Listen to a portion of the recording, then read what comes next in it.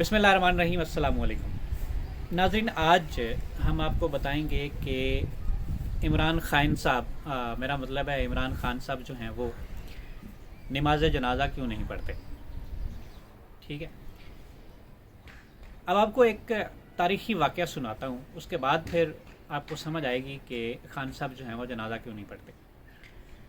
جب بابا قوم حضرت قائد اعظم محمد علی جناح کی میت قبرستان لے جانے کے لیے اٹھائی گئی تو پوری کابینہ، وزراء اور فوجی قیادت ان کے ہمراہ تھی،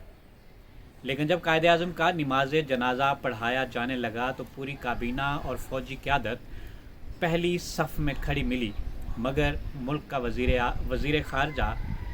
ظفر اللہ خان اور دو جرنیل خاموشی سے صفوں سے نکلے اور دائیں جانب جا کر کھڑے ہو گئے اور نماز جنازہ میں شرکت نہیں کی۔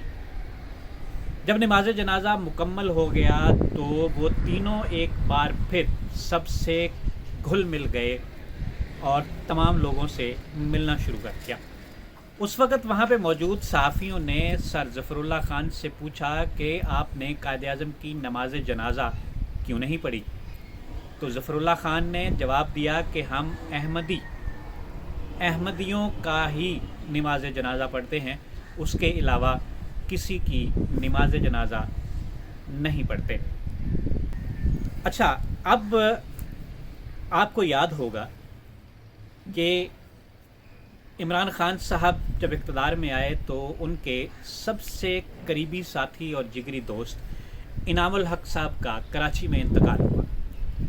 ان کے سارے سرکاری انتظامات مکمل ہونے کے باوجود عمران خان صاحب ان کا نماز جنازہ پڑھنے نہیں گئے تھے۔ پھر جناب آپ کو یاد ہوگا کہ محسن پاکستان اور ایٹمی پاکستان کے خالق ڈاکٹر عبدالقدیر خان کی اسلام آباد میں وفات ہوئی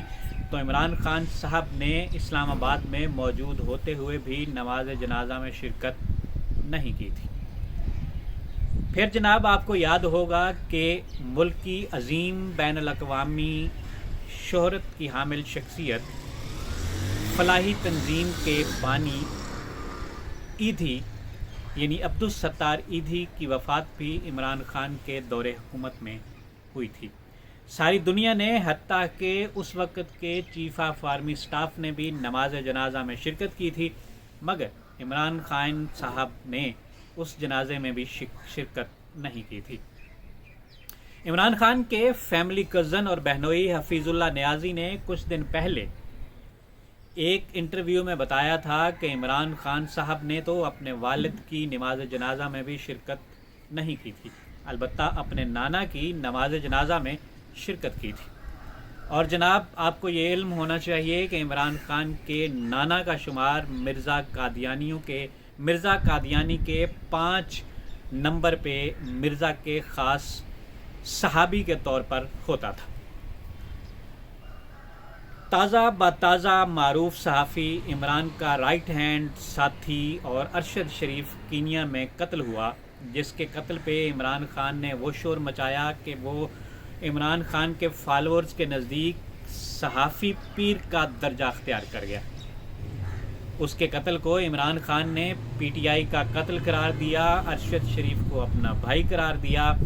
اس کے گھر جا کر اس کے گھر کے ہر ایک فرد سے تعزیت کی، مگر جب ارشد شریف کا جسد خاکی پاکستان آیا تو شہر اقتدار میں موجود ہونے کے باوجود نماز جنازہ میں شرکت نہیں کی۔ حفیظ اللہ نیازی کا اب یہ کہنا بھی سچ نظر آتا ہے کہ چیلنج ہے عمران خان کو کہ وہ وزیر اعظم بننے سے پہلے یا وزیر اعظم کے عہدے سے اترنے کے بعد آج تک کوئی ایک خاندان میں یا سیاسی قائدین میں یا کسی گہرے تعلق والے کی فوتیدگی میں اس کے جنازے میں شرکت کی ہو۔ عمران نے شرکت کی ہو، چاہے انعام جتنا مرضی رکھو، لیکن ایسی مثال آپ کو نہیں ملے گی۔ اب ذرا ایک اور بات ذہن میں رکھیے کہ پی ٹی آئی کے ایک کارکن ذل شاہ، اس کی وفات ہوئی تو عمران خان اس کے جنازے میں بھی نہیں گئے۔ اس کے بعد ذرا عمران خان کو فوکس کریں تو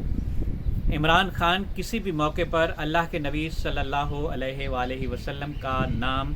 درست طور پہ کبھی نہیں لیتا۔ آپ کو یاد ہوگا کہ وزیر اعظم کا حلف اٹھاتے ہوئے 3 بار ان کو لفظ خاتم النبیین دہرا کر کہا گیا، لیکن انہوں نے اس کو درست نہیں پڑھا بلکہ زیر لب مسکراتے رہے اور بالآخر اسے چھوڑ کے حلف مکمل کیا۔ اور یہ بات بھی کنفرم ہے کہ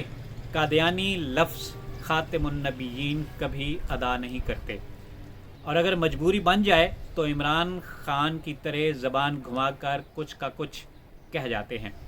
پھر آپ کو یاد ہوگا کہ ایک بار عمران نے تقریر کرتے ہوئے دنیا میں آئے انبیاء اکرام کی تعداد 1,40,000 بتائی تھی۔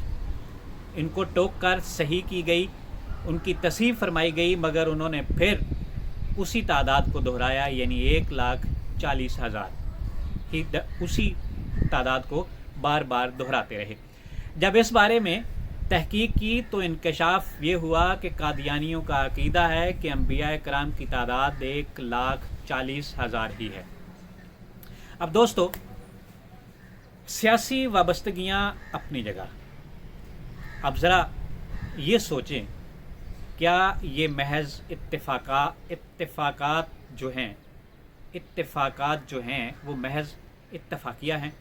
یا یہ ہم کو اس سمت اشارہ کر رہے ہیں کہ جب 1994 میں حکیم سعید اور ڈاکٹر اسرار احمد نے قوم کو متنبع کیا تھا کہ یہودی ایک کھلاڑی کو تیار کر رہے ہیں، اور یہ بات تو بچہ بچہ جانتا ہے کہ قادیانیوں کا سب سے بڑا سرپرست اسرائیل ہے۔ ذرا نہیں، پورا سوچئے، حقائق سامنے رکھیے، ان کے مطابق سوچئے، اپنا خیال کیجئے، اپنی قوم کا، اپنے ملک کا اور اپنے بچوں کے مستقبل کا خیال کیجئے، پھر فیصلہ کیجئے کہ کیا خان واقعہ ہی وہی ہے